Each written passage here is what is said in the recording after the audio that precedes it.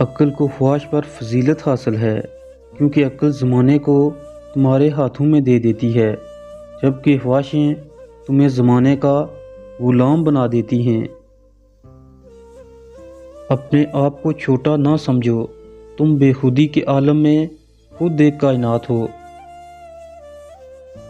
تم اس دنیا میں رہتے نہیں ہو، بلکہ تم یہاں سے گزر رہے ہو۔ شک اور خوف دل کی دنیا کو دو حصوں میں تقسیم کر دیتے ہیں۔ دشمنوں سے زیادہ ہمارے وہ دوست خطرناک ہیں جو منافقانہ انداز میں ہمارے جذبات سے کھیلتے ہیں۔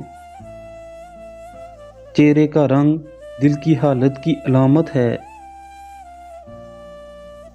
زندگی ایسے جیو جیسے سب کچھ تمہارے حق میں ہو۔ جو شخص اچھا لگے اس سے کم ملا کرو، اور جو شخص بہت اچھا لگے اسے بس دیکھا کرو۔ تقدیر کے لکھے سے چھٹکارا حاصل کرنے کا راستہ فقط عاجزی اور انکساری ہے۔ انسان کا دل توڑنے والا شخص اللہ کی تلاش نہیں کر سکتا۔ پرہیز کر، پھر اپنی روح کی طاقت دیکھ۔ آنسو وہ خون ہے جسے غم نے پانی بنا دیا۔ اکیلے رہنا بری صحبت میں رہنے سے بہتر ہے۔ جو وقت گزر گیا اس کو یاد کر کے کچھ اصول بنا لیں، جو وقت باقی رہ گیا وہ بہتر ہو جائے گا۔ اگر کسی شخص سے تعلق کاٹ چکے ہو تو اس کے متعلق اپنی زبان بھی کاٹ دو۔ انسان کا جسم اس کا فرعون ہے، وہ باہر بھاگا پھرتا ہے کہ دشمن کہاں ہے، اور نفس جسم کے گھر میں نازوں میں پل رہا ہے۔ بادلوں کا رونا اور سورج کا جلنا اس دنیا کے ستون ہیں۔ اپنی عقل مندی کے سورج کو جلنے دو اور اپنی آنکھ کو آنسوں سے چمکنے دو۔ اگر اس دنیا میں کوئی چیز آپ کو خوش کرتی ہے، آپ کو سوچنا چاہیے کہ اگر وہ چیز چھین لی گئی تو آپ کا کیا بنے گا۔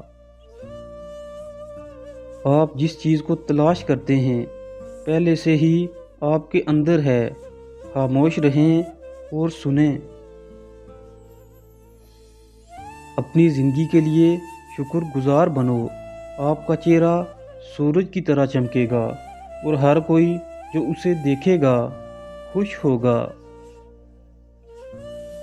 چراغ مختلف ہیں لیکن روشنی ایک ہی ہے۔ بہت سی خرابیاں آپ دوسروں میں دیکھتے ہیں کہ آپ کی اپنی فطرت ان میں جھلکتی ہے۔ جب آپ کو پروں کے ساتھ پیدا کیا گیا ہے تو پھر ساری زندگی رینگنے کو ترجیح کیوں دیتے ہو؟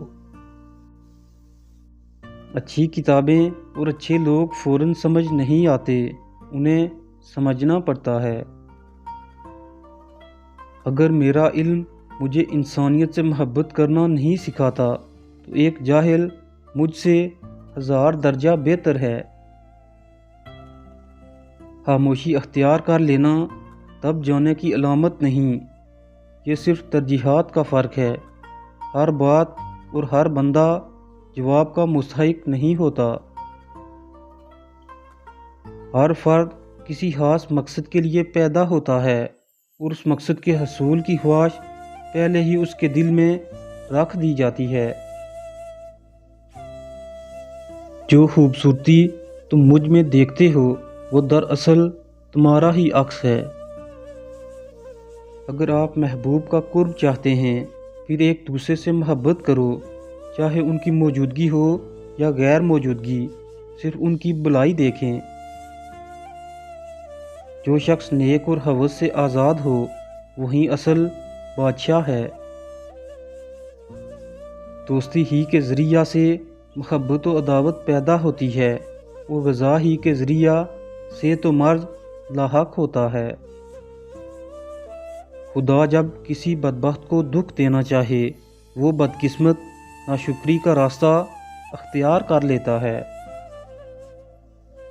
بوڑھا وہ ہے جو عقل کا بوڑھا یعنی بزرگ ہو، نہ کہ داڑھی اور سر کے بالوں کی سفیدی۔ اہل بصیرت کے سامنے خاموشی تمہارے لیے مفید ہے، اسی لیے حکم آیا ہے کہ خاموش رہو۔